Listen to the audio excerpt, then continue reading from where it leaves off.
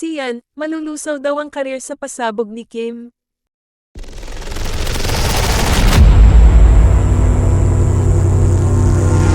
Ano kaya ang pasabog ni It's Showtime host Kim Chiu na posibleng maging katapusan ng karir ng ex-jowa niyang si Sian Lim? Iyan ang tinalakay ni na Christy Fermin at Romel Chica sa isang episode ng Christy Fair Minute nitong Martes 2 ng Enero. Ayon kay Christy, may source daw siyang nakapagsabi sa kanya ng tungkol dito. Mabait itong si Kim Chiu. Respetedo niya ang kanyang kapwa. Edukado siya. Kapag ito ang nagsalita, matinding pasabog ang kalalabasan, saad ni Christy. Kapag nagsalita na raw si Kim Chiu, goodbye na sa kanyang career si Sian Lim. Ano kayang ibig sabihin noon?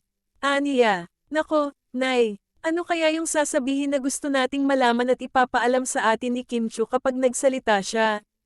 Ano ba yan, nako? Iba-iba tayo ng iniisip, tugon naman ni Romel. Totoo. Totoong-totoo yan, pagsang-ayon ni Christy. Dagdag pa niya, simulat sa pool daw ay sobrang bait daw talaga ni Kim. Matatanda ang maski raw noong naghiwalay sila ng dati niya ring ang si Gerlad Anderson, walang narinig ang publiko na masamang salita mula kay Kim tungkol sa kanyang ex. Kaya naman talagang hindi raw nakakapagtaka na naging maganda ang takbo ng kanyang karera sa showbiz industry simula noon hanggang sa kasalukuyan. Ewan ko lang this time, ha?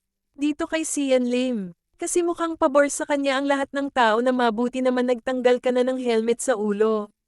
Nauntog ka na sa katotohanan, sabi ni Christy.